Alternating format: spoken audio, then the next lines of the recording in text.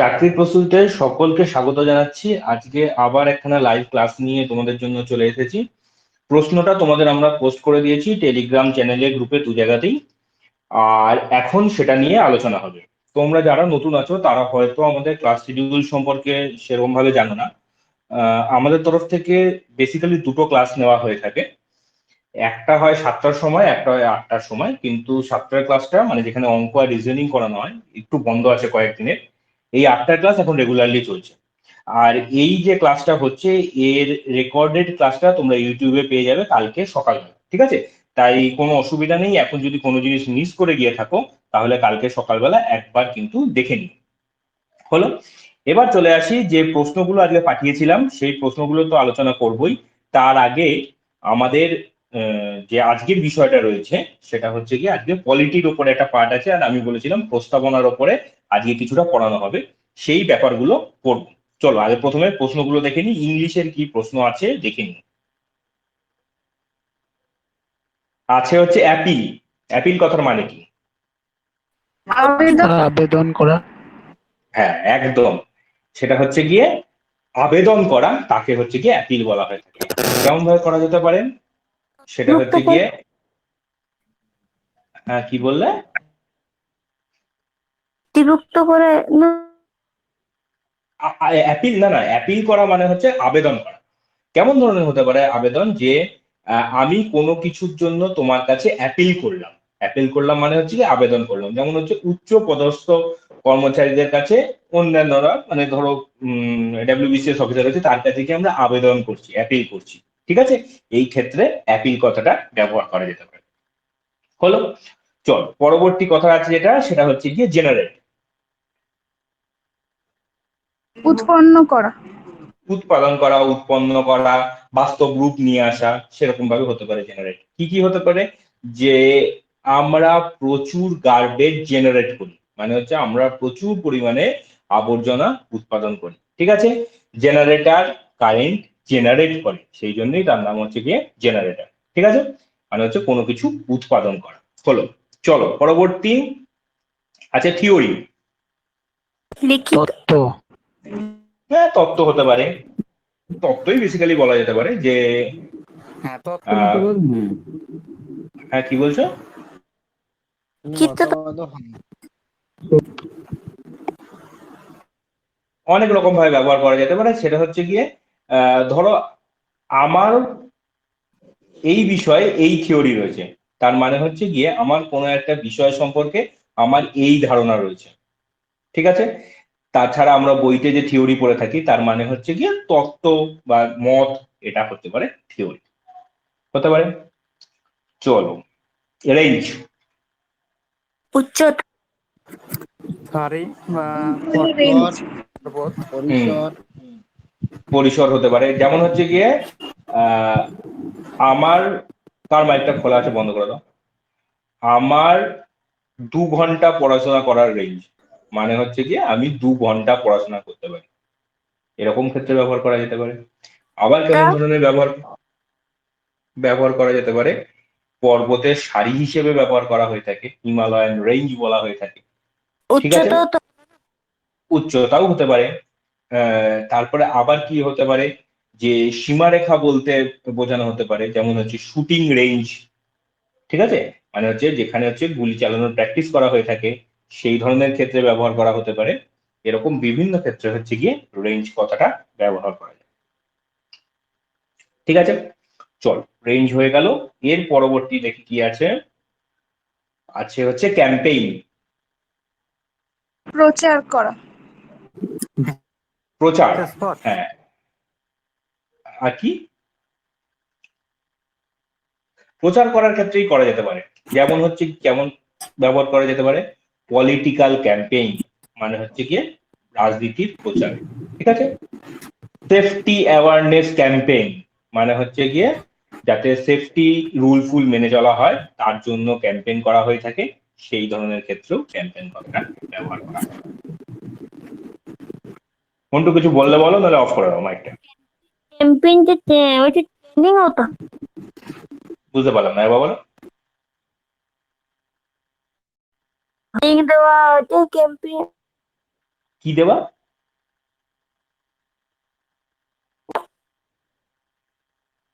শোনা যাচ্ছে না তোমার কথা। যাক, এটা হয়ে গেল কেন। এবার হচ্ছে আজকে পড়ার ব্যাপারে কি করতে হবে সেটা হচ্ছে গিয়ে সংবিধানের প্রস্তাবনা বিষয়ে জানতে হবে। সবার আগে বলো, আগের দিনের ক্লাসেই আমি পড়েছিলাম, পলিটির যে ক্লাস ছিল, যে সংবিধানের প্রস্তাবনা কোথা থেকে নেওয়া হয়েছে, মানে কার কাছ থেকে ধারণা গ্রহণ করা হয়েছে। মার্কিন যুক্তরাষ্ট্র। একদম, মার্কিন যুক্তরাষ্ট্রের সংবিধান থেকে আমরা হচ্ছে গিয়ে প্রস্তাবনার বেসিক ধারণাটা পাই। ঠিক আছে, সমস্ত কিছু এর আগে যা যা বলেছি সমস্ত কিছুই কিন্তু হচ্ছে বেসিক ধারণা। এবার হচ্ছে গিয়ে কি সংবিধানের প্রস্তাবনার কেন দরকার আছে?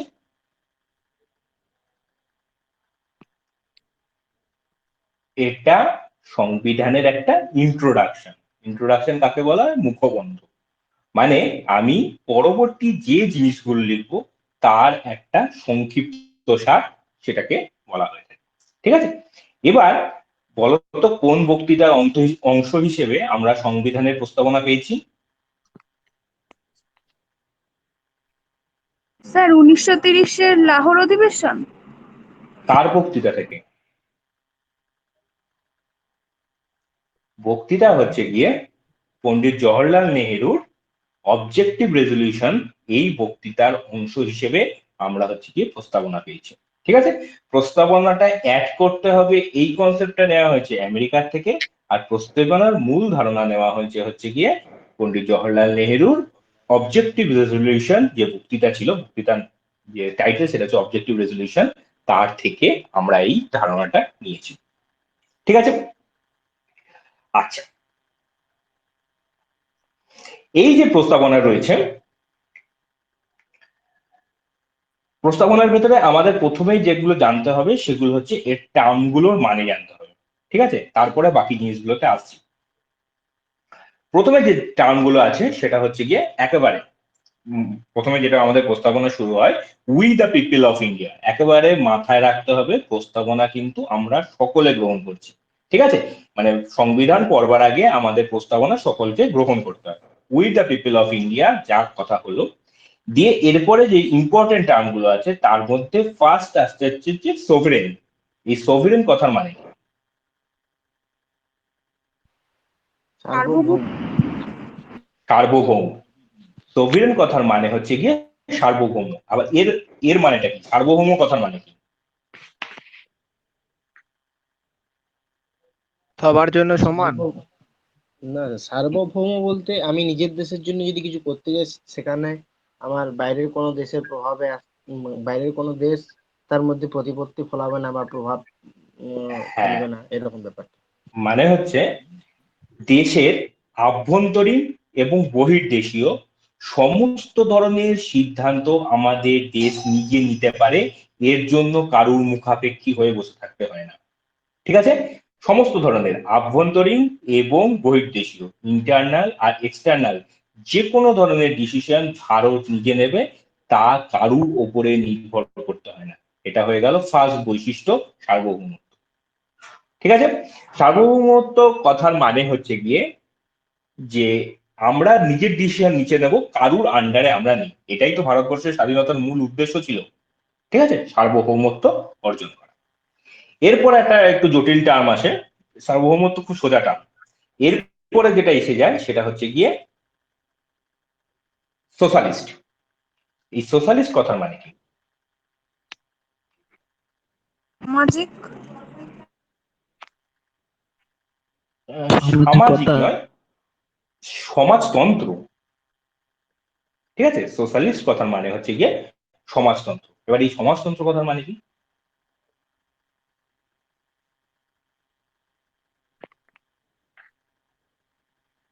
বলো, কারুর যদি কিছু ধারণা থাকে বলো, সবাই তো প্রস্তাবনা করেছে। প্রচার করা। বুঝতে পারলাম না, বলো একবার। সমাজতন্ত্র মানে কিসে, মানে কিছু প্রচার করে নিজের অধিকারে বাঁচা। না, বেসিক্যালি হচ্ছে গিয়ে সমাজতন্ত্রের মানে হচ্ছে গিয়ে দেশের যা সম্পদ রয়েছে তা রাষ্ট্র এমন ভাবে ভাগ করে দেবে যাতে সমাজের মধ্যে বৈষম্য কম হয়। ঠিক আছে, এটা হচ্ছে সমাজতন্ত্রের মূল উদ্দেশ্য। কি বললাম ভাই সমান অধিকার পাওয়া, বুঝতে পারছি না আরেকবার। সবাই সমান অধিকার পাওয়া। না, সবাই সমান অধিকার পাওয়া বললে ব্যাপারটা ভুল হয়ে যাবে, সেরকম নয়। সমাজের সোশ্যালিস্ট মধ্যে প্রচার করে দেওয়াকে তো সমাজতন্ত্র সমাজতন্ত্র কথার একটাই মানে, সেটা হচ্ছে গিয়ে সম্পত্তির এমন ভাবে বন্টন হবে যাতে সামাজিক এবং অর্থনৈতিক যে অসাম্য রয়েছে সেটা দূর হয়।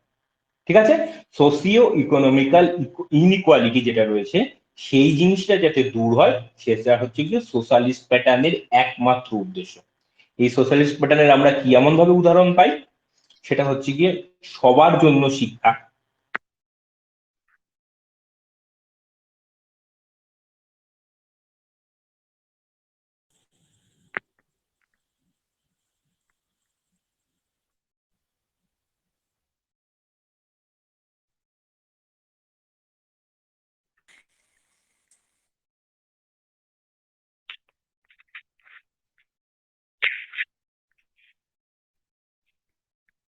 Hello hello hello sir. কিছু শুনতে হ্যালো পাচ্ছি না, শোনা যাচ্ছে না স্যার। স্যার মনে হচ্ছে কিছু বলেনি এখন। কেটে গেছে মনে হচ্ছে। হ্যাঁ স্যার হতে পারে। স্যার কেটে বেরিয়ে গেছে। হ্যাঁ, লাইনটা কেটে গেছে। দেখ, এই সোশ্যালিস্ট প্যাটার্নের আমরা কেমন ভাবে উদাহরণ পাই, সেটা হচ্ছে গিয়ে যেমন ধরো সবার জন্য শিক্ষা। ঠিক আছে, মানে যার শিক্ষা নেওয়ার মতো আর্থিক ক্ষমতা নেই তাকেও আমরা বিনামূল্যে শিক্ষা দেব। ঠিক আছে, স্বাস্থ্য পরিষেবার ক্ষেত্রে হচ্ছে গিয়ে সরকারি অংশগ্রহণ। এইগুলো হচ্ছে গিয়ে সোশ্যালিস্ট প্যাটার্নের বৈশিষ্ট্য।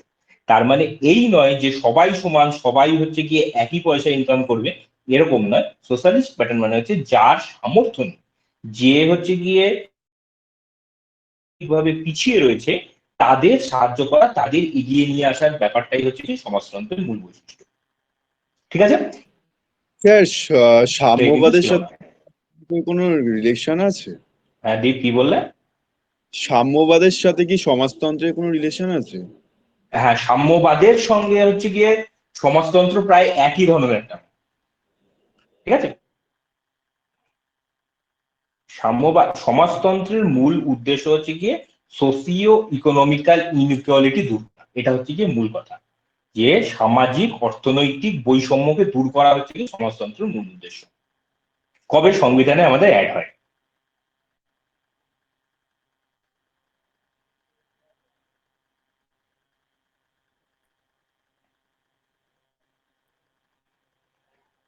এটা আমাদের সংবিধানে অ্যাড হয় হচ্ছে 42তম সংবিধান সংশোধন 1976। ঠিক আছে, সাম্যবাদের সঙ্গে সমাজতন্ত্রের একটা বেসিক পার্থক্য হচ্ছে, সেটা হচ্ছে গিয়ে দুটোর উদ্দেশ্য অনেকাংশে এক, কিন্তু তাদের পথ আলাদা রয়েছে। যখন কমিউনিস্ট কথাটা এসে যায়, সেটার এক ধরনের মানে দাঁড়ায় আমরা কিন্তু, যে আমাদের সংবিধানের অংশ, তাতে কিন্তু কমিউনিজমের কোনো জায়গা নেই, আছে হচ্ছে সোশ্যালিস্ট। সেক্ষেত্রে আমাদের যে সমাজ থাকবে, আমাদের যে সরকার থাকবে, তার উদ্দেশ্য হবে যে যেন সামাজিক বৈষম্য দূর হয়। এর একটা উদাহরণ হচ্ছে গিয়ে আমাদের সংবিধানের অংশ রয়েছে হচ্ছে directive principle of state policy. আমাদের সংবিধান আমাদের রাষ্ট্রকে, রাজ্যকে নির্দেশ দেয় যে তুমি এই এই কাজগুলো করো। সেটাও হচ্ছে গিয়ে কি উদ্দেশ্যে, সেই হচ্ছে গিয়ে সামাজিক এবং অর্থনৈতিক বৈষম্য দূর করা। ঠিক আছে, তাই মাথায় রাখবে সাম্যবাদ আসছে না এখানে, কিন্তু সমাজতন্ত্র আসছে, সোশ্যালিস্ট কথাটা বারবার আসছে। ঠিক আছে, এরপর আসছে সেকুলার। সেকুলার কথার মানে কি? ধর্মনিরপেক্ষ।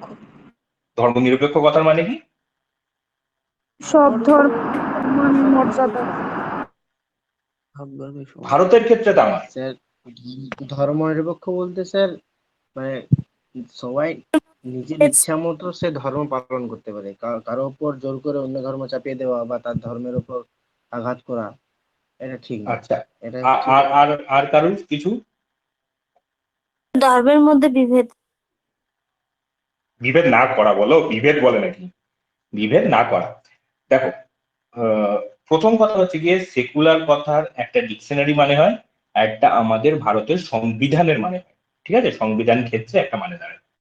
সেকুলার কথা বা ধর্ম নিরপেক্ষ কথার যে মানেটা আমরা জানবো সেটা হচ্ছে মানে হচ্ছে রাষ্ট্র থেকে, মানে রাষ্ট্রের পরিচালনার থেকে ধর্মকে পৃথক রাখা।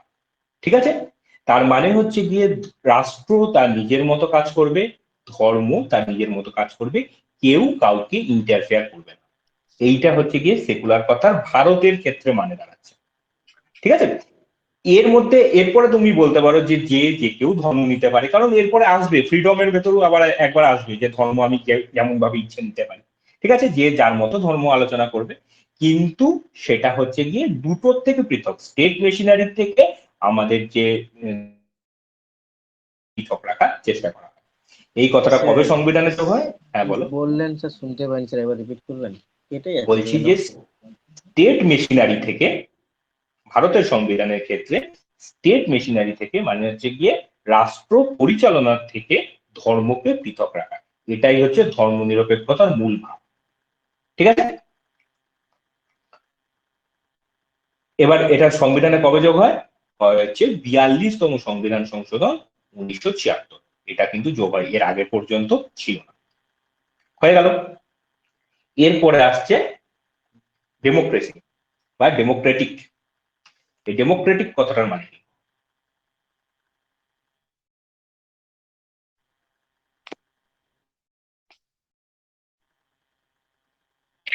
বলো। আরে সব চুপ করে গেলে কি করা হবে? কাজ ছোট হয়ে যাবে কিন্তু।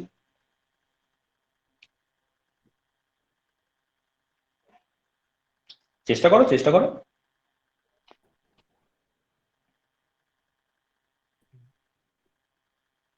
আচ্ছা, আমার কথা কি শোনা যাচ্ছে না? আমি নিজেই ভুলে যাই। বললাম ডেমোক্রেটিক, এরপরে আছে যে দুটো টার্ম আছে, ডেমোক্রেটিক, রিপাবলিক। এই ডেমোক্রেটিক হ্যাঁ কথার মানে স্যার, কেটে যাচ্ছে স্যার, বুঝতে পারছি না এবার। ডেমোক্রেটিক হ্যাঁ, আমি সেটাই ভাবলাম যে তোমরা কেউ কথা বলছো না, সেই জন্য। এই গণতন্ত্র। ডেমোক্রেট, হ্যাঁ গণতন্ত্র। গণতান্ত্রিক। এবার গণতন্ত্র কাকে বলে? গণতন্ত্র বলতে আমরা আমাদের দেশের প্রধানমন্ত্রীকে সরাসরি ভাবে নিযুক্ত করতে পারবো না। রাজতন্ত্র মানে যেমন রাজার ছেলে বা তাদের বংশ পরম্পরায় রাজা হতো, কিন্তু এর সময় না না না না, গণতন্ত্র দুটো গুলিয়ে ফেলে, দুটো গুলিয়ে ফেলে, অত দূর না। জনগণই আসল, মানে জনগণই সর্বশ্রেষ্ঠ গণতান্ত্রিক কথার হ্যাঁ, মানে। হ্যাঁ, হ্যাঁ, সাধারণ জনগণই ঠিক করবে দেশের প্রধানকে। সাধারণ মানুষকে প্রাধান্য দেওয়া। হ্যাঁ। এবার ডেমোক্রেসি সম্পর্কে আমি একটু বলে নিই। সেটা হচ্ছে গিয়ে এটা এমন এক ধরনের গভর্নমেন্ট যেটা হচ্ছে গিয়ে কিসের মাধ্যমে নির্বাচিত হবে, নির্বাচিত সরকার কিসের মাধ্যমে হবে? Universal adult franchise. তার মানে হচ্ছে 18 বছরের ওপরে যারা রয়েছে তারা হচ্ছে গিয়ে ভোট দানের মাধ্যমে এই সরকার নিযুক্ত হবে। ঠিক আছে, মানে মানে আমাদের দেশ বা যে কারি হোক, তাদের ভোটের কিন্তু দাম সবার সমান, সবার ভোটেরই কিন্তু এক দাম, কারুর বেশি কারুর কম নয়। ঠিক আছে, 18 বছরের ওপরে যে কেউ হচ্ছে গিয়ে যদি সে মানে ভোট দানে বিরত, মানে তাকে যদি আটকানো না হয়, মানে আইন মারফত যদি আটকানো না হয়, তাহলে 18 বছরের ওপরে যে কেউ হচ্ছে গিয়ে এই গণতন্ত্রে অংশগ্রহণ করতে পারে। ঠিক আছে, তার মানে হচ্ছে ভোট প্রক্রিয়ার মাধ্যমে যদি সরকার নির্বাচিত হয়ে থাকে তাকে বলা হয়ে থাকে গণতন্ত্র। হলো। এর পরবর্তী যে টার্ম আছে, খুব কনফিউজিং টার্ম, সেটা হচ্ছে গিয়ে রিপাবলিক। রিপাবলিক কথার মানে হ্যাঁ, বলো। বলছিলাম স্যার, আমাদের গণতন্ত্রটা,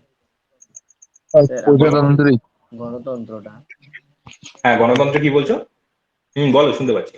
হ্যাঁ বলছিলাম যে আমাদেরটা ডিরেক্ট না ইনডিরেক্ট? আমাদেরটা ডিরেক্ট না ইনডিরেক্ট? হ্যাঁ, না না, আমরা যেটা আমাদের প্রধানমন্ত্রী নির্বাচন করি, আমরা ডিরেক্ট ভোটের মাধ্যমে নির্বাচন করি। ঠিক আছে, আর হ্যাঁ স্যার, আমাদের যখন রাষ্ট্রপতি মানে নির্বাচন হয়ে থাকে কিভাবে হয়ে থাকে?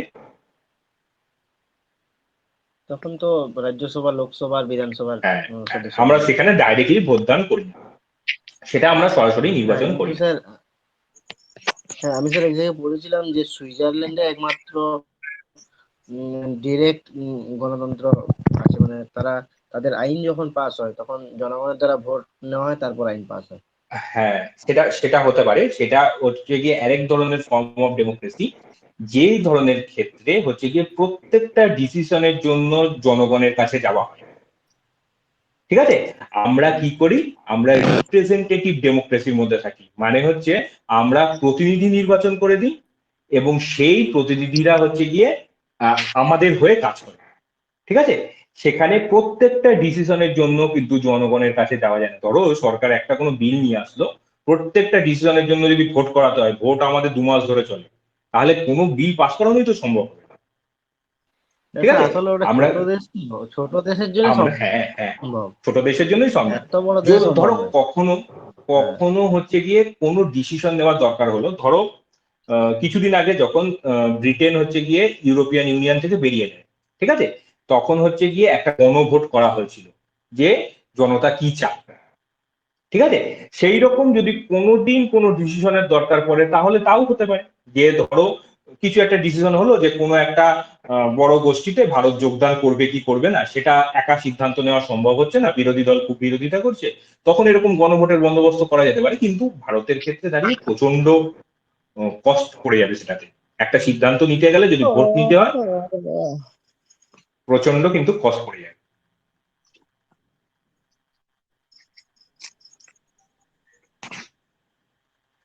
এটা হয়ে গেল হচ্ছে গিয়ে আমাদের ডেমোক্রেসির বৈশিষ্ট্য। পরবর্তী যেটা আসলো সেটা হচ্ছে গিয়ে রিপাবলিক।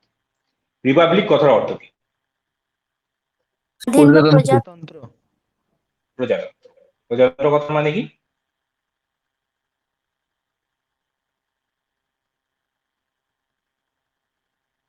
স্বাধীনতা হ্যাঁ, স্বাধীনতা এটাতে এই প্রজাতান্ত্রিক আর গণতান্ত্রিক আমার গুলিয়ে যায়, এটা বুঝতে পারিনি। হ্যাঁ আমি একই বলছি জিনিস তো। না, একই জিনিস না। একই জিনিস হলে তাহলে দুটো টার্ম লিখবে কেন? প্রজাতন্ত্রের কথা মানে হচ্ছে গিয়ে এই ক্ষেত্রে কোন রকম বংশ পরম্পরায় কেউ থাকবে না, মানে হচ্ছে মোনার্ক থাকবে না, মানে রাজার ছেলে রাজা হবে এইটা নয়। দুটোর মধ্যে পার্থক্য কি আসছে? প্রথমটাতে বলেছি ভোট দান করতেই হবে, দ্বিতীয়টাতে আমি বলেছি কোন রকম রাজার ছেলে রাজা হবে না। এবার সেটা ভোট দান ছাড়াও হতে পারে, অন্য যে কোনো পদ্ধতিতে হতে পারে, কিন্তু রাজার ছেলে রাজা হবে না। ঠিক আছে, আর আমাদের ক্ষেত্রে সেটা ভোটদানই সব থেকে সোজা উপায়। যদি আমরা এমন করি, কুস্তি প্রতিযোগিতা করলাম, করে যদি রাজা নির্বাচন করতাম, তাও হতে পারে, ভোট নেই সেখানে, কিন্তু রাজার ছেলে সোজাসুজি রাজা হতে পারবে না, তাকে কোনো একটা প্রক্রিয়ার মধ্যে দিয়ে আসতে হবে। ঠিক আছে, একে বলা হয়ে থাকে গণতন্ত্র তো করা আছে, তাহলে এটা বলার কি দরকার ছিল? গণতন্ত্র। বুঝছি স্যার, ডেমোক্রেটিক তো বটে, তাহলে আর হুম, রিপাবলিক করার কি দরকার ছিল? কেন রিপাবলিক রিপাবলিক করার এরকম কি ভাবে দরকার ছিল? রাজার ছেলে রাজা। রাজার স্যার ছেলে হচ্ছে রাজা, তো, এবার দেখুন স্যার, মহাত্মা গান্ধী থেকে শুরু করে, হ্যাঁ স্যার, গান্ধী পরিবার তো সবাই এরকম ভাবে হয়ে আসছে, দেখুন ওদের পরিবার অনুযায়ী তো হয় সবাই। ওরকম কথা নয়। আর পরিবার, আমি একটা পরিবার দেখে কি করবো সেরকম নয় কথাটা। এইভাবে বোঝো যে গণতন্ত্রের ক্ষেত্রে আমি কি বলেছি, ভোট নেওয়া ম্যান্ডেটরি, প্রত্যেকের ভোট নেওয়া ম্যান্ডেটরি। রিপাবলিকের ক্ষেত্রে কি আছে, বংশ পরম্পরায় কেউ হবে না, তাকে কোনো একটা প্রক্রিয়ার মধ্যে দিয়ে আসতে হবে। এমন নয় যে রাজার ছেলে রাজা হতেই পারবে না, কোনো বাধা নেই, কিন্তু কি বলেছে, বংশ পরম্পরায় কেউ হতে পারবে না, তাকে কোনো একটা প্রক্রিয়ার মধ্যে দিয়ে আসতে হবে। আরো একটা ডেমোক্রেসির মজা আছে হচ্ছে গিয়ে, ডেমোক্রেসিতে মেজরিটি যে কথা বলে সেটাই মেনে নেওয়া হয়। কেমন হলো? ধরো আজকে কোনো একটা জিনিসের জন্য ভোট হচ্ছে, ধরো কিছু একটা, ধরো যে ভারতীয় রেল যে রয়েছে সেটা সরকারি সংস্থা হিসেবে থাকবে না পিএসইউ হিসেবে কাজ করবে, তার জন্য একটা ভোট করা হলো। ঠিক আছে, সেই ক্ষেত্রে দাঁড়িয়ে আমাদের ভোট হলো, ভোট হওয়ার পরে যদি যে দিকে সিদ্ধান্ত হলো সেটাই মেনে নেওয়া হলো, এটা হয়ে গেল গণতন্ত্র। রিপাবলিকের ক্ষেত্রে মজা কি আছে, সবার উপরে একটা কনস্টিটিউশন অবস্থান করে, মানে হচ্ছে সংবিধান অবস্থান করে। সেই জন্য স্যার হ্যাঁ বলো। মানে স্যার লোকসভায় সিটের সংখ্যা কতজন?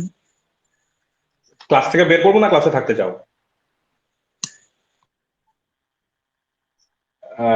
যেটা বলছি, আর প্রজাতন্ত্রের ক্ষেত্রে হচ্ছে গিয়ে ওপরে সংবিধান যেহেতু অবস্থান করে, সেই জন্য জনতা যে সব থেকে বেশি মেজরিটি যে কথা বলছে সেই কথা কখনো নাও শোনা হতে পারে, কারণ সংবিধানের আওতায় থেকে মাইনরিটির কথা শুনতে হবে। ডেমোক্রেসির ক্ষেত্রে এই ধরনের কোনো রকম রক্ষা কবচ থাকে না। ডেমোক্রেসির ক্ষেত্রে জনতা বা মাস যে কথাটা বলে সেই কথাটাই কিন্তু শেষ কথা। রিপাবলিকের ক্ষেত্রে মাথার উপরে সংবিধান অবস্থান করে, সেই জন্য মাইনরিটি যারা রয়েছে, যারা ধরো সমর্থন করেনি, আগের যে প্রকল্পটা বললাম যে সরকারি থাকবে না সরকারি থাকবে না, সেটাতে কেউ সমর্থন করেনি, সেইটা কিন্তু কিসের আওতায় আসবে সংবিধানে তখন পর্যালোচনা করে দেখতে হবে। ঠিক আছে, তার মানে হচ্ছে গিয়ে মাইনরিটির যে প্রোটেকশন সেটা আসে হচ্ছে গিয়ে রিপাবলিকে, যেটা ডেমোক্রেসিতে আসে। ওই জন্য তাহলে কি কোনো লিখিত সংবিধান থাকবে না কোথায়? ডেমোক্রেসিতে? বাধ্যতা নয়, লিখিত তো অনেক দূরের কথা, লিখিত নাই হতে পারে, সংবিধানই থাকা হচ্ছে গিয়ে ম্যান্ডেটরি নয়। কিন্তু আচ্ছা। রিপাবলিকে হচ্ছে গিয়ে মাইনরিটির কথাও মানতে হবে, মানে তাদের কথাও, তাদের যেন কোনো রকম মানে ইয়ে না হয়, মানে কোনো কথায় যাতে শোনা না হয় সেই বন্দোবস্ত করতে হবে। ও স্যার, তাহলে স্যার। সংবিধান নাও থাকতে হ্যালো পারে। স্যার। হ্যাঁ বলো। হ্যালো স্যার, আমি হ্যাঁ বলো। আমি বলতে পারি? বলছিলাম বিশ্বের মধ্যে, হ্যাঁ বলছি স্যার, মানে আমাদের ভারতবর্ষ তো স্যার বিশ্বের সব থেকে বড় লিখিত সংবিধান। হ্যাঁ, দেশের মধ্যে সব থেকে বড় লিখিত সংবিধান। স্যার একটা কথা বলার আছে স্যার, কোন রাজ্যে X1 ওয়ার্ল্ড লিস্ট লঞ্চ করলো? তোমার মনে হচ্ছে ক্লাস থেকে বেরোতে খুব ইচ্ছে করছে? না না স্যার, তাহলে একটু বন্ধ থাকো, চুপ করো, ক্লাসটা শেষ হোক। আমি যে কথাটা বলছি বলে নি, তারপর হ্যাঁ স্যার। মাইকটা অফ করে দাও সবাই। তাই এটা হয়ে গেল হচ্ছে গিয়ে ডেমোক্রেসি আর হচ্ছে গিয়ে রিপাবলিক, এই দুটো টার্ম। এরপরে যে টার্মগুলো আমাদের জানতে হয় সেটা হচ্ছে গিয়ে জাস্টিস। জাস্টিস মানে হচ্ছে গিয়ে, জাস্টিস মানে কি? বিচার। ন্যায় বিচার। ন্যায়। হ্যাঁ, ন্যায় বা ন্যায় বিচার, যাই হোক। এটা কি কি কি কি ভাগে ভাগ আছে, কতগুলো ভাগ আছে এর সঙ্গে? জাস্টিসের আন্ডারে তিনটে ক্যাটাগরি আছে। একটা আছে হচ্ছে গিয়ে সোশ্যাল, একটা ইকোনমিক, একটা হচ্ছে পলিটিক্যাল। এই তিনটে ভাগ আছে, মানে সামাজিক ন্যায় বিচার, অর্থনৈতিক ন্যায় বিচার আর পলিটিক্যাল ন্যায় বিচার, তিনটে আসলো। এবারে ন্যায় বিচার মানে কি আছে? ন্যায় বিচার মানে হচ্ছে কি সোশ্যাল সোশ্যাল জাস্টিসের ভেতরে কি করে, যে কারুর ধর্ম, বর্ণ, গায়ের রং, তার কোথায় সে জন্মেছে বা প্লেস, কিংবা তার সে পুরুষ না মহিলা, এই কোনো বিষয়ে হচ্ছে গিয়ে ভেদাভেদ করা হবে না। এটা হচ্ছে গিয়ে সোশ্যাল জাস্টিস। ঠিক আছে, caste, creed, colour, religion, sex আর হচ্ছে গিয়ে প্লেস অফ বার্থ, এই কোনো কিছুর উপরে বিবেচন করা হবে না, সেটা হচ্ছে গিয়ে সোশ্যাল জাস্টিসের অংশ। ঠিক আছে, আমি যেগুলো বলছি হয়তো এর বেশিরভাগ অংশই পরীক্ষাতে আসবে না, কিন্তু জাস্ট টার্মগুলো একটু জেনে রাখার দরকার আছে। এরপরে আসে হচ্ছে গিয়ে ইকোনমিক জাস্টিস। ইকোনমিক জাস্টিসের ক্ষেত্রেও কি আছে, এই ওপরে যে কটা বললাম তারাও যেন অর্থনৈতিকভাবে কখনো আলাদাভাবে দেখা না হয়। একটা কথা বারবার আসে যে একই কাজের জন্য পুরুষ আর মহিলাদের সম পরিমাণ বেতন দেওয়া হয় না। এই ধরনের বৈষম্য বিভিন্ন ক্ষেত্রে দেখতে পাওয়া যায়, বিভিন্ন দেশে এই বিষয়ে কথা ওঠে। ঠিক আছে, এই ধরনের জিনিসগুলো যাতে না আসে তাও কিন্তু ইকোনমিক জাস্টিসের আন্ডারে কভার করে। হলো, পরে আসছি কি পলিটিক্যাল জাস্টিস। এর মাধ্যমে কি আছে, যে যে কেউ পলিটিক্যাল প্রসেসের মাধ্যমে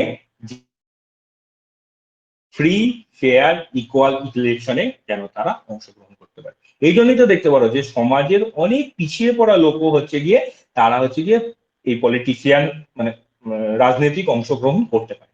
এগুলো এসে যাচ্ছে পলিটিক্যাল জাস্টিস, যেন কারুর জন্য আটকে না যায় যে আমি এখান থেকে এসছি বলে আমি কোন রকম পলিটিক্স অংশগ্রহণ করতে পারবো না, এরকম যেন না হয়, সবার জন্য যেন ওপেন থাকে। এটা হয়ে গেল পলিটিক্যাল জাস্টিস। পরবর্তী এসে যায় আরো তিনটে টার্ম, সেটা হচ্ছে গিয়ে লিবার্টি, ইকুয়ালিটি আর ফ্র্যাটার্নিটি। এই তিনটে বাংলা বলো শুধু।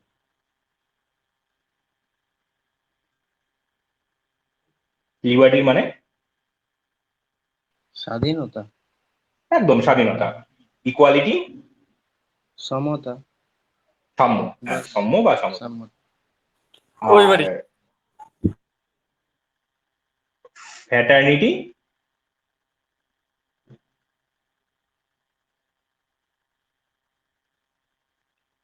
মানে সৌভ্রাতৃত্ব।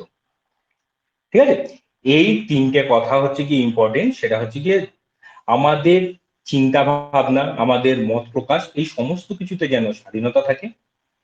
সরকারের সামনে আমাদের যেন সবাই সমান হয়ে থাকে, সেটা হচ্ছে গিয়ে সামনের ধারণা। ঠিক আছে, সরকারের সামনে, কনস্টিটিউশনের সামনে যাই বলো না কেন, ঠিক আছে, কাউকে আলাদা করে কিছু দেখা হবে না। আর লাস্ট হচ্ছে কি ফ্র্যাটার্নিটি, সেটা হচ্ছে সৌভ্রাতৃত্ব, যাতে সবার সঙ্গে সবাই মিলেমিশে বসস্থান করতে পারে, ঠিক আছে, থাকতে পারে। এটা হয়ে গেল সৌভ্রাতৃত্ব। এবার তোমাদের জন্য যে প্রশ্নটা আছে, যেটা পরীক্ষা আসবে, এত কথা পরীক্ষায় আসবে না, পরীক্ষায় যে জিনিসটা আসবে সেটার মধ্যে বলো যে 42তম সংবিধান সংশোধনে কি কি কথা অ্যাড হয়েছে। 1976-এ 42তম সংবিধান সংশোধনে কি কি কথা অ্যাড হয়েছে, এটাই দেবে পরীক্ষায়। সমাজতান্ত্রিক এবং ধর্মনিরপেক্ষটি যোগ হয়েছিল। আর ওই সোশ্যালিস্ট, সমাজতান্ত্রিক, বিচার বিভাগ সর্বোচ্চ ক্ষমতা। শুধু শুধু সোশ্যালিস্ট আর সেকুলার কথা যোগ হয়েছে। Socialist, secular, integrity. হ্যাঁ, তিনটে কথা যোগ হয়েছে, একটা হচ্ছে সোশ্যালিস্ট আর সেকুলার কথাটা যোগ হয়েছে, আরেকটা যেটা আগে ছিল ইউনিটি অফ দ্য নেশন, সেটা পরবর্তী সময় এই মানে এই 42তম সংবিধান সংশোধনে, মাইকটা অফ করে দাও, সংশোধনের মাধ্যমে সেটা unity and integrity of the নেশনে পরিণত হয়। ঠিক আছে, এই তিনটে কথা কিন্তু পরিবর্তন হচ্ছে, সোশ্যালিস্ট আর সেকুলার এই দুটো কথা যোগ হয়েছে, ইউনিটি অফ দ্য নেশন পরিবর্তিত হয়েছে unity and integrity of the nation, এতে পরিবর্তিত হয়েছে। ঠিক আছে, এই টোটাল জিনিস হচ্ছে 42তম সংবিধান সংশোধন। বলো কতটা বুঝতে পারলে, এবার প্রশ্নতে চলে যাবো। লাস্টে কথাটা কি বললে আমি বুঝতে পারিনি। নিরপেক্ষ আর অখণ্ডতা, এই তিনটাই তো 42তমতে যোগ হয়েছে, তাই তো? হ্যাঁ, সোশ্যালিস্ট, সেকুলার, সোশ্যালিস্ট মানে সমাজতন্ত্র, সেকুলার মানে ধর্মনিরপেক্ষ, আর কি যোগ হয়েছে ইউনিটি অ্যান্ড ইন্টিগ্রিটি, এই সরি ইউনিটি ছিল, ইন্টিগ্রিটি কথাটা, অখণ্ডতাটা হচ্ছে গিয়ে পরে যোগ হয়েছে। এটা হলো 42তম সংবিধান সংশোধন, ইম্পর্টেন্ট প্রশ্ন। চলো এবার চলে যাবো হচ্ছে গিয়ে আজকের প্রশ্নগুলো কি ছিল দেখে নিই। বলেছে হচ্ছে গিয়ে, চলো প্রথম হচ্ছে গিয়ে ভারতের সংবিধানের প্রস্তাবনার উৎস কি। ফার্স্টেই বলে দিলাম অবজেক্টিভ রেজলিউশন। জওহরলাল নেহেরু।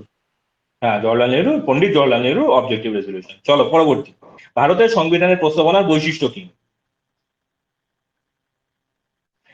এটা একটু নোট করে রাখো, সেটা হচ্ছে গিয়ে not enforceable in a court of law, মানে হচ্ছে গিয়ে এটা বিচারযোগ্য নয়।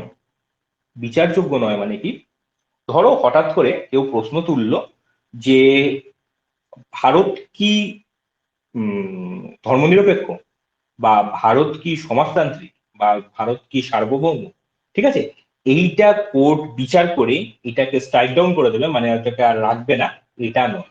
ঠিক আছে, বিচারযোগ্য নয়, not enforceable in a court of law, মানে হচ্ছে গিয়ে কোর্টের ক্ষেত্রে বিচারযোগ্য নয়। ঠিক আছে, আচ্ছা এবার ইম্পর্টেন্ট দুটো প্রশ্ন আছে, সেটা হচ্ছে 8 নম্বর প্রশ্ন, সুপ্রিম কোর্ট কোন কেসে রায় দেয় যে সংবিধানের প্রস্তাবনা সংবিধানের মূল অংশের মানে মূল অংশ নয়। 1960 সালের বেরুবাড়ি মামলা। একদম, 1960 সালের বেরুবাড়ি কেসে রায় দেওয়া হয় যে সুপ্রিম কোর্ট রায় দেয় যে সংবিধান মানে আমাদের যে মূল সংবিধান তার অংশ নয়। ঠিক আছে, কিন্তু পরবর্তী সময় সেটাকে উইথড্র করে নেওয়া হয়। কোন কেসের মাধ্যমে সেটাকে উইথড্র করে নেওয়া হয়? 1973 সালের কেশবানন্দ ভারতী কেস। একদম, 1973 সালের কেশবানন্দ ভারতী কেস। সেই কেসে হচ্ছে গিয়ে আবার হচ্ছে গিয়ে বলা হয় যে সংবিধানেরই প্রস্তাবনা সংবিধানেরই অংশ, এবং এটা হচ্ছে গিয়ে যে অ্যামেন্ডমেন্ট করা যখন প্রয়োজন পড়বে তখন হচ্ছে গিয়ে অ্যামেন্ডমেন্ট করা সম্ভব হবে, তবে বেসিক স্ট্রাকচার কি। ঠিক আছে, এখন আমি কেসগুলো ডিটেলস এখন মানে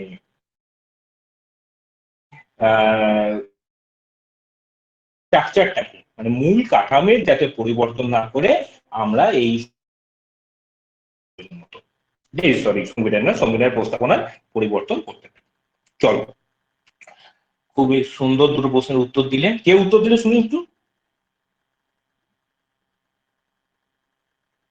কে সাল দুটো সময় ঠিক উত্তর দিলে একটু শুনি। যা, এখন আর বলছেন, কে বললো? শ্রীপর্ণা কে দে বলেছে? ও, শ্রীপর্ণা দে, আচ্ছা ঠিক। স্যার ওটা কি বেরুবাড়ি ইউনিয়ন কেস না বেরুবাড়ি কেস? নাম হ্যাঁ, বেরুবাড়ি কেস। বেরুবাড়ি হচ্ছে কি জমি হস্তান্তরের একটা কেস হয়েছে। হ্যাঁ স্যার জানি। আর কেশবানন্দ ইউনিয়ন কেস। হ্যাঁ, বেরুবাড়ি ভার্সেস ইউনিয়ন, সবগুলো তো ভার্সেস ইউনিয়ন। আর কেশবানন্দ ভারতী আর যতদূর সম্ভব স্টেট অফ কেরালা, ওই কেসটা ছিল। আচ্ছা চলো, এটা হয়ে গেল।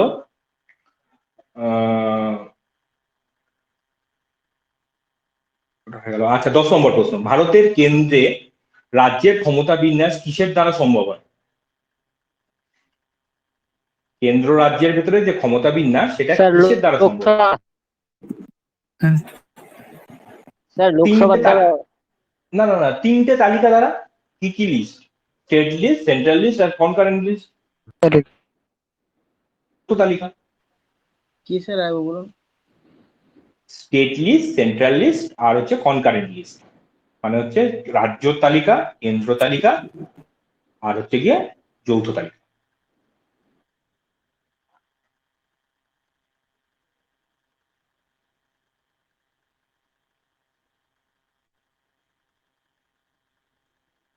হ্যালো। আচ্ছা হ্যাঁ বলো, 11 নম্বরের প্রশ্নটা আছে। হ্যাঁ বলো, কিছু বলছো? হ্যাঁ শুনতে পাচ্ছি না, আগেরটা শুনতে পেলাম না, কি বললেন?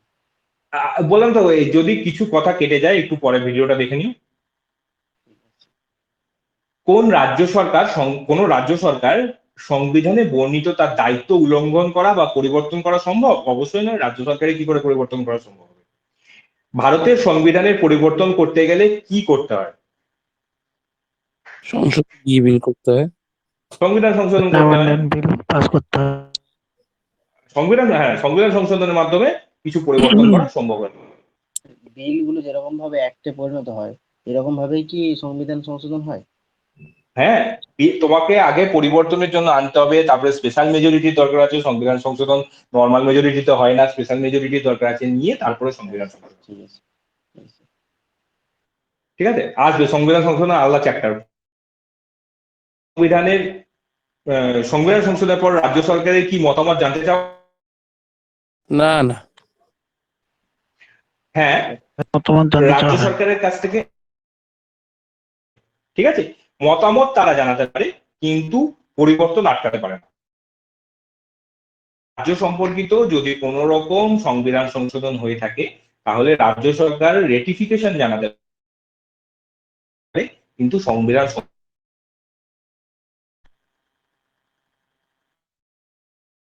পৃথক নাগরিকত্বের যাচ্ছে কথা বারবার আপনার।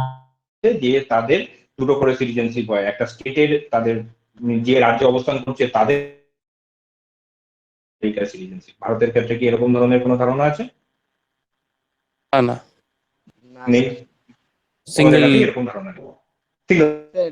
আমেরিকাতে আছে কি এটা? তবে যেমন হচ্ছে কি তুমি যে কোনো জায়গায় গিয়ে জমি কিনতে পারো, প্রয়োজন বেসিসে হচ্ছে কি রেস্ট্রিকশন ভাবে কার্যকর। ভারতে কার্যকর। স্যার আপনার কথা কেটে যাচ্ছে, শুনতে পাচ্ছি। বললাম ভারতের সংবিধান রাজ্য না কেন্দ্র কার জন্য কার্যকর? কেন্দ্র। উভয়ের জন্য। উভয়কেই হচ্ছে কি সংবিধানের আওতায় থেকে কাজ করতে হবে। স্যার বলছিলাম যে আপনি একবার কেটে জয়েন হলে ভালো। ঠিক আছে, অনেক অনেক কথাই শুনতে পাচ্ছি। আচ্ছা দাঁড়াও। কেটে জয়েন হচ্ছে।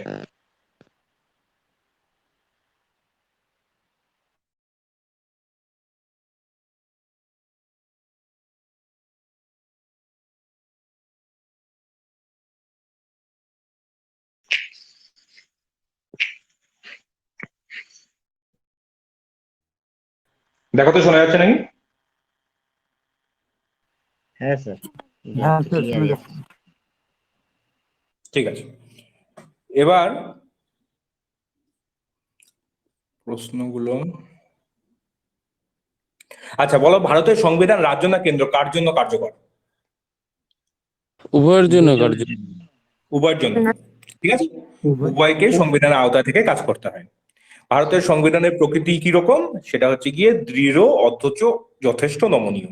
ঠিক আছে, তার মানে হচ্ছে গিয়ে এমন কোন রকমের নির্দেশিকা নেই যে সেটাকে উল্লঙ্ঘন করা যাবে না। মানে উল্লঙ্ঘন করা যাবে না মানে হচ্ছে গিয়ে তাকে করতেই হবে, কিন্তু তার সঙ্গে সঙ্গে সে যথেষ্ট নমনীয়।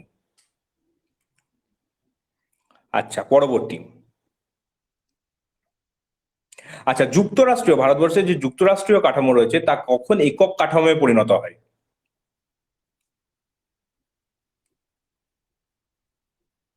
একটা বিশেষ অবস্থার সময়। কোন জায়গায়? জরুরিকালীন অবস্থা। জরুরি অবস্থার সময়। জরুরি অবস্থার সময় যুক্তরাষ্ট্রীয় কাঠামো আর তখন থাকে না, তখন হচ্ছে কি একক কাঠামোয় পরিণত হয়। স্যার মৌলিক ঠিক আছে? অধিকার তো দেখুন। হ্যাঁ, আমি মৌলিক অধিকারের প্রসঙ্গ আসছি না, বলছি যে যুক্তরাষ্ট্রীয় তখন কি আর রাজ্য বলে কিছু থাকে? ধরো দেশে পুরো জরুরি অবস্থা জারি হলো, সম্পূর্ণ দেশে, তখন না কি তখন রাজ্যের ল চলবে। কোনো ক্ষমতাও কাজ করে। তখন কি রাজ্যের আলাদা কোনো ভূমিকা থাকবে? তখন একক কাঠামোয় পরিণত হবে, রাষ্ট্রপতি যা বলবেন তাই হবে। হ্যালো বলো। স্যার। হ্যাঁ, স্যার। হ্যালো স্যার, বলো বলো। বলছিলাম স্যার আর্থিক জরুরি অবস্থা যে স্যার এটা মানে জিনিসটা কি একটু বলবেন? আর একটু ক্লাসটা করিয়ে নিই, আমি তারপরে বলছি। ঠিক আছে স্যার। এটা হয়ে গেল জরুরি অবস্থার সময়। ধনী দরিদ্রের শিক্ষাগত যোগ্যতা বা লিঙ্গের বৈষম্য না করে কত বছর ভারতবর্ষের নাগরিকরা ভোটদান করতে পারে? 18 বছরের ওপরে। ধর্মের দিক থেকে ভারতের দৃষ্টিভঙ্গি কি? অবশ্যই ধর্মনিরপেক্ষ। ভারতের গ্রামাঞ্চলের উন্নতির জন্য কোন ব্যবস্থা গ্রহণ করা হয়? সেটা হচ্ছে গিয়ে পঞ্চায়েত রাজ। ঠিক আছে, ঠিক আছে, চলো। ত্রিস্তরীয় অবস্থায়। হ্যাঁ, ত্রিস্তরীয় পঞ্চায়েত ব্যবস্থা। তিনটে স্তর কি কি বলতো? গ্রাম পঞ্চায়েত পঞ্চায়েত, পঞ্চায়েত সমিতি আর জেলা পরিষদ। আর জেলা পরিষদ। হয়ে গেল। বলো এবার হচ্ছে কি এক্স রে অন হুইলস কোন রাজ্য নিয়ে আসছে? স্যার কি? এক্স রে অন হুইলস 21 নম্বর প্রশ্ন। কি হবে? উড়িষ্যা স্যার। উড়িষ্যা। ওড়িশা। আচ্ছা, 3 সন্তান নীতি কোন দেশ নিয়ে আসলো?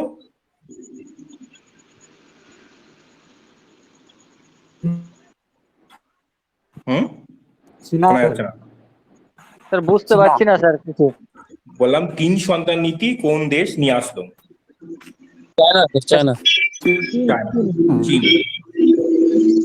আচ্ছা, সক্ষম পেনশন স্কিম কোন রাজ্য নিয়ে আসলো? জম্মু কাশ্মীর। আচ্ছা, পরবর্তী 24 নম্বর প্রশ্ন, বৃহত্তম বুদ্ধ মূর্তি কোথায় অবস্থিত? গোমেতেশ্বর। বিহার বিহার। বিহারে। বিহারে। ভারত কারেন্ট অ্যাফেয়ার্স এর প্রশ্ন হচ্ছে এটা কিন্তু, হ্যাঁ। আর কোন রাজ্য সরকার গ্রামগুলি solar base electrification program launch করলো? এটা হচ্ছে গিয়ে গোয়া।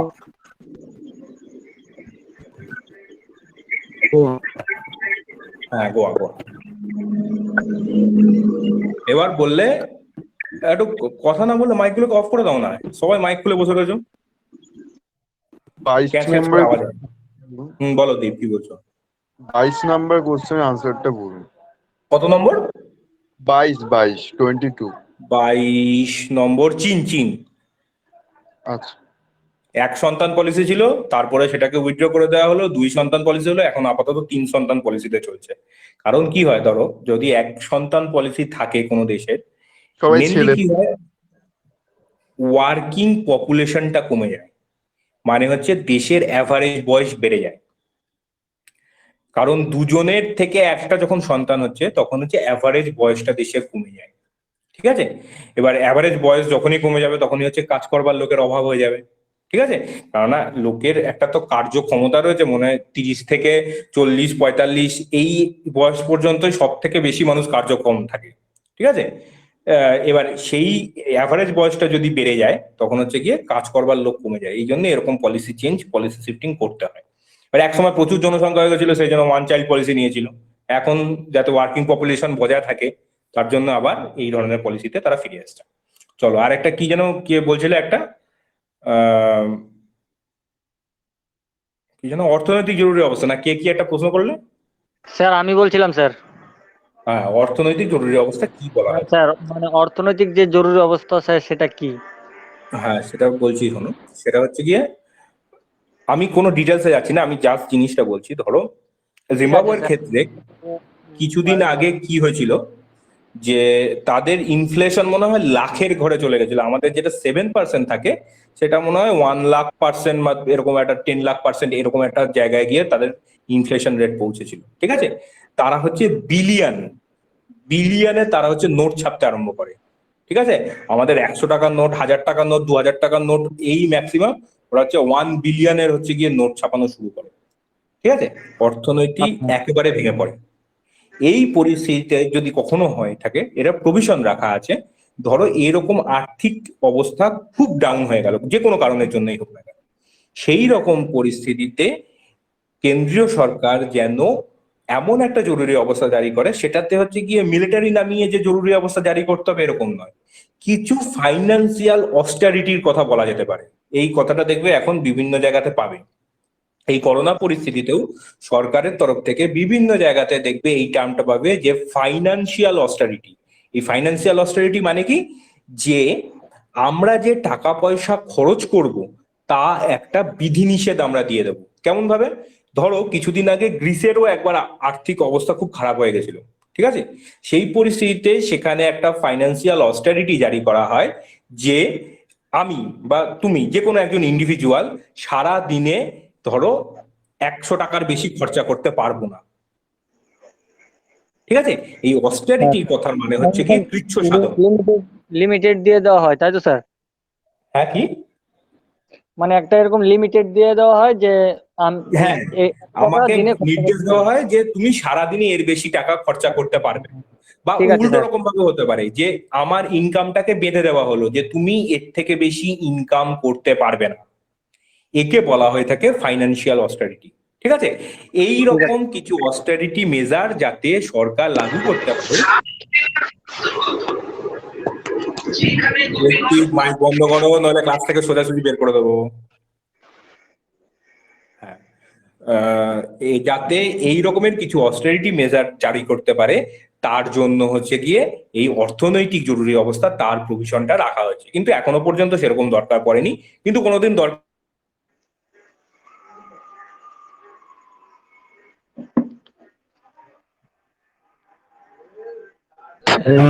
কেটে গেল।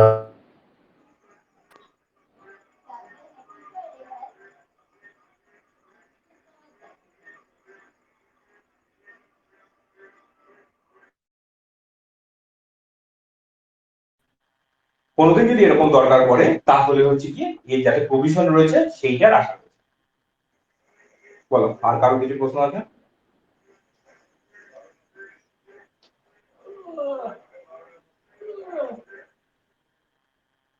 ধন্যবাদ স্যার।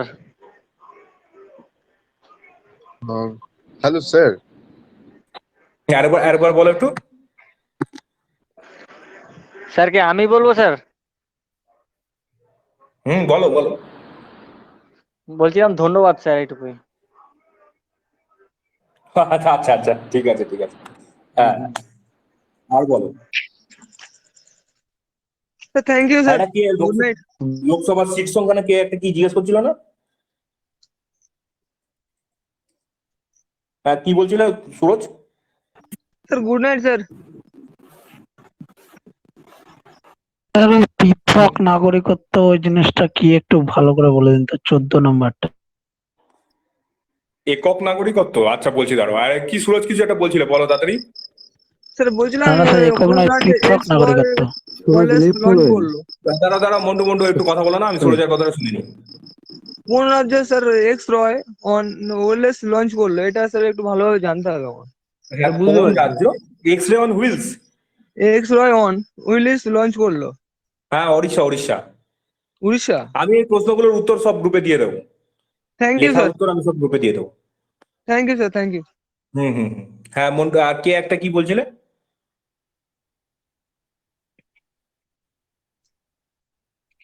কে একটা একক নাগরিকত্ব না কি বললে না?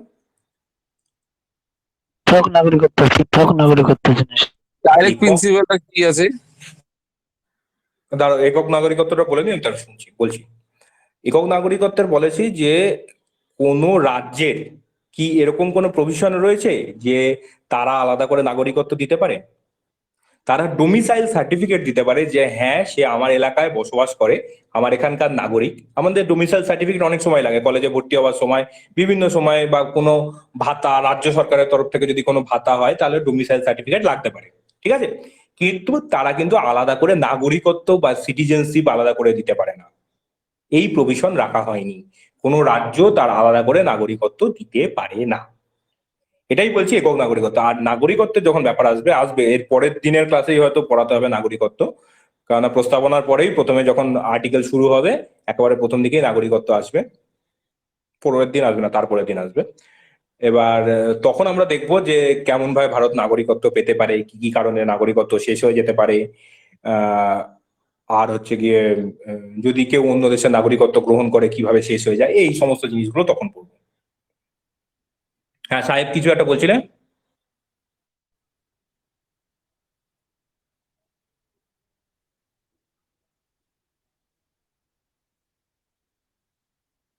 সাহেব কিছু বলছিলেন?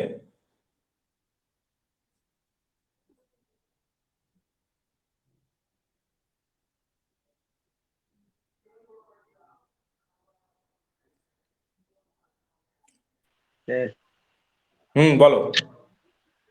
স্যার আমাকে রিপাবলিকটা আরেকবার বলে দিন। কোনটা বলবো? রিপাবলিক। মুখে সামনে না, আমি শুনতে পাচ্ছি না তোমার কথা। Republic sir, Republic. রিপাবলিকে বললাম যে কোন রকম বংশ পরম্পরায় কেউ রাজা হবে না, ডেমোক্রেসিতে মানে কি ভোট হবে, ঠিক আছে? আমাদের ভারতের ক্ষেত্রে দুটোই আছে।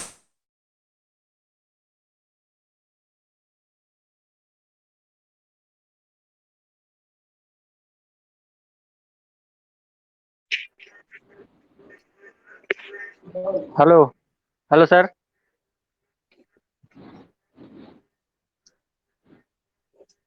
স্যার,